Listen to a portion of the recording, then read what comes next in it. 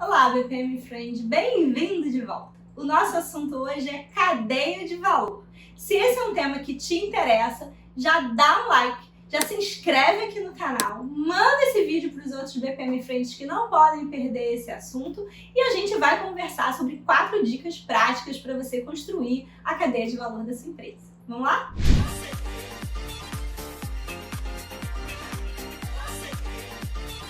Para começar, já teve um vídeo anterior aqui no canal em que eu falava de cadeia de valor e arquitetura de processos. Eu vou botar um vídeo aqui para vocês e eu vou assumir que vocês já foram lá dar uma espiadinha, então já sabem o que é uma cadeia de valor, o que é uma arquitetura de processos, quais são os tipos de macroprocessos, combinado?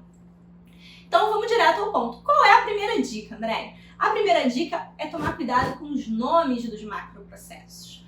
Então, a primeira pergunta que surge e muita gente me pergunta isso, André, os nomes dos macroprocessos da cadeia de valor, eles têm que ter verbo no infinitivo ou eles podem ser substantivados? Então, gerir contratação ou contratação? Contratar ou contratação? E aí, vamos lá, não existe uma regra para isso, tá? Na literatura tem autores que defendem o substantivado e tem autores que defendem o verbo no infinitivo. Por quê?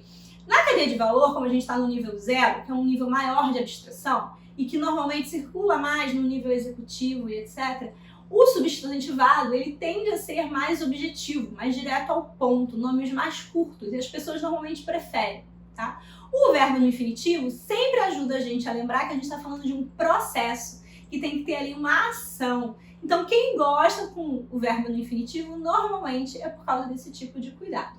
Eu, particularmente, prefiro sempre com o verbo no infinitivo, principalmente quando a gente vai para os níveis mais baixos da arquitetura de processos, tá? Mas, no nível 0 da cadeia de valor, a gente ainda pode flexibilizar um pouquinho e trabalhar, sim, com o substantivado. O que a gente tem que tomar cuidado, que não pode acontecer, é a gente ter 2 verbos no nome do macroprocesso, ok? Quando a gente tem macroprocesso que fala assim, elaborar, propor, desenvolver e submeter, a gente já sabe que ali tem alguma confusão.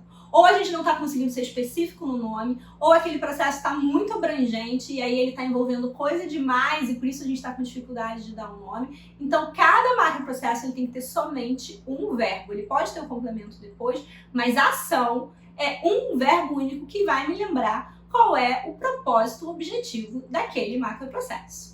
Ok? E uma outra dica sobre nome de processo é a gente tomar muito cuidado com os verbos muito genéricos. A gente tem que tentar ser bem específico no nome do macroprocesso. Então, um exemplo de verbo super genérico que hoje em dia eu estou vendo muito por aí é o realizar.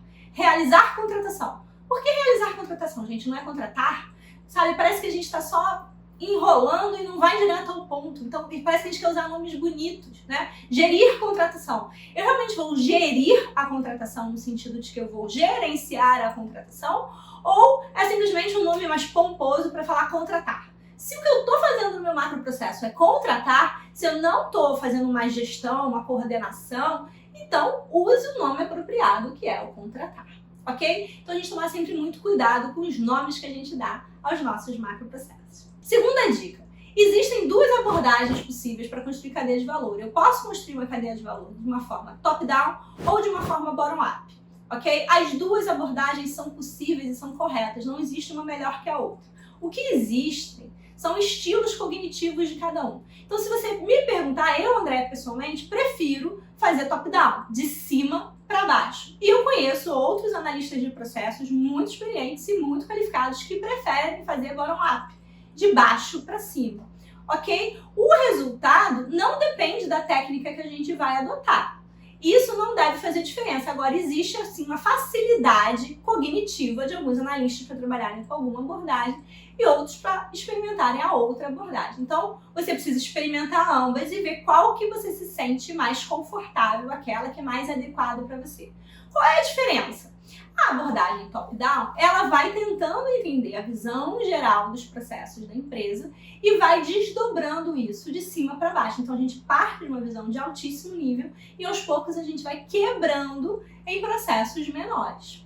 Já as pessoas que preferem fazer bottom-up dizem o seguinte, é mais fácil eu levantar com a organização os pedacinhos, né, as partes soltas do meu quebra-cabeça e depois eu montar o quebra-cabeça e conseguir generalizar aquilo ali e chegar na visão geral de alto nível. Então, ou eu vou partir das pecinhas e vou generalizar para chegar na visão geral, ou eu já vou partir de um entendimento mais geral para ir desdobrando e aí chegando nas partes específicas. Bom, e aí nessa segunda dica, o que não pode acontecer? O que não pode acontecer é eu tentar fazer esse agrupamento por áreas da empresa, né? Então, cuidado quando a gente está fazendo esse agrupamento para a gente já não ir num agrupamento viciado. Isso é uma coisa que eu vejo muitas vezes até com os meus mentorados.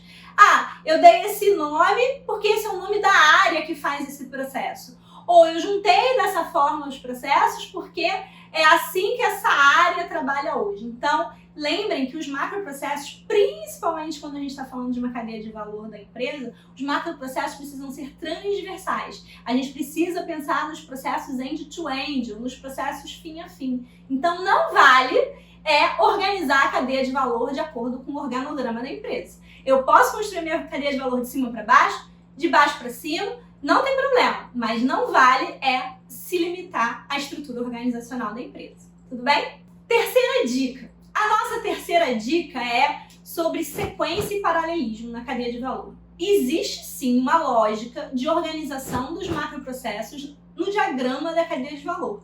Eu não simplesmente taco todos os macroprocessos ali de qualquer jeito, não.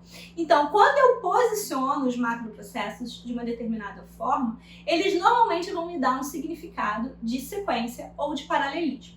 E aí, se você estiver usando o diagrama VAC, chamado Value Added Chain, que é um diagrama específico para construir cadeia de valor, esse tipo de diagrama ele trabalha com dois símbolos, que é um símbolo onde o macroprocesso ele tem a lateral esquerda fechadinha, retinha, que normalmente caracteriza um macroprocesso inicial de uma sequência, tá? Então não tem nada antes dele, não tem nenhuma seta entrando nele, por isso ele tem a lateral fechadinha. E ele tem um segundo símbolo onde a gente trabalha com o macroprocesso, onde ele tem a lateral esquerda, assim, já com sentido de seta, tá? Já para mostrar que ele encaixa na saída do anterior. Então, o inicial, ele é sempre retinho na esquerda e bicudinho na direita, e depois dele já vai vir um que não é inicial, que é um macroprocesso de sequência, tá? E eu posso posicionar ali, encaixando a sequência dos macroprocessos na minha cadeia de valor.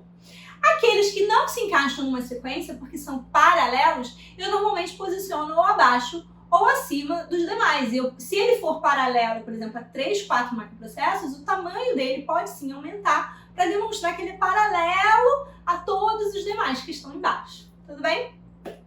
Então, lembrar que eu posso usar setinha em cadeia de valor? Sim. Algumas pessoas, mesmo com essa questão dos símbolos, ou porque não estão usando o diagrama de VAC e não têm os símbolos diferentes, estão, por exemplo, criando a sua cadeia de valor num PowerPoint, por exemplo, então elas vão usar setinhas para representar as sequências. Não tem problema nenhum, tá? Então, eu vou colocar aqui para vocês um exemplo onde a gente vai ver que eu tenho sequência e eu tenho paralelismo.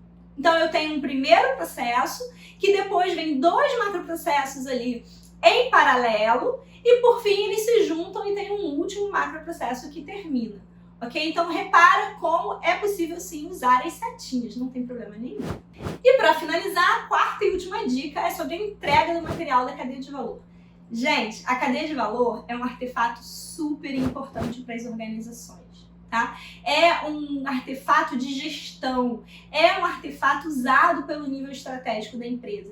Então tem que ter um capricho, tem que ter um cuidado. Então pensem num relatório bacana para entregar essa cadeia de valor. Lembrando que não são só os diagramas. Normalmente os macroprocessos a gente cria um descritivo para eles. Então isso pode ser organizado num relatório bacana. Algumas pessoas preferem não fazer relatório, fazer uma apresentação em PowerPoint, não tem problema nenhum. E aí algumas pessoas inclusive criam no próprio PowerPoint links de navegação mostrando como é que um determinado macroprocesso ele se desdobra depois nos níveis abaixo.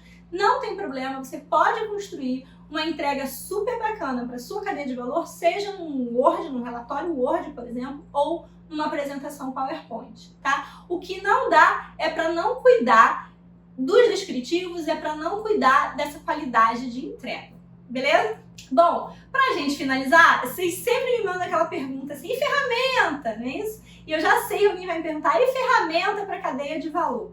Não existe uma ferramenta específica para cadeia de valor. Algumas ferramentas de mapeamento e modelagem de processos, como o Ares ou o Arco, eles têm esse diagrama VAC, que eu comentei com vocês. Eu vou deixar o link das duas ferramentas aqui no descritivo para vocês. Então, se você tem esse diagrama específico, você pode fazer isso nessas ferramentas de modelagem que você já usa. Se você usa alguma ferramenta de modelagem que é mais específica, somente para anotação BPMN, e não tem esse tipo de diagrama, você não vai conseguir fazer a sua cadeia de valor lá. Então, você pode fazer a sua cadeia de valor no PowerPoint, por exemplo, até mesmo no Word, por exemplo. Não tem nenhuma restrição quanto a isso, tá? Normalmente, esse não é o aspecto mais importante da cadeia de valor, a gente se preocupar com a ferramenta, combinado? Bom, e agora eu quero que vocês comentem aqui embaixo para mim o que vocês já fizeram de cadeia de valor por aí, quais são as dicas, os cuidados, os pontos de atenção que normalmente vocês têm sobre cadeia de valor. Se você tem mais algum bizu que eu não coloquei aqui nesse vídeo, conta aqui pra gente nos comentários, compartilhe com os outros BPM Friends. E quarta-feira que vem, 19 horas, a gente está de volta com mais conteúdo bacana do BPM para vocês.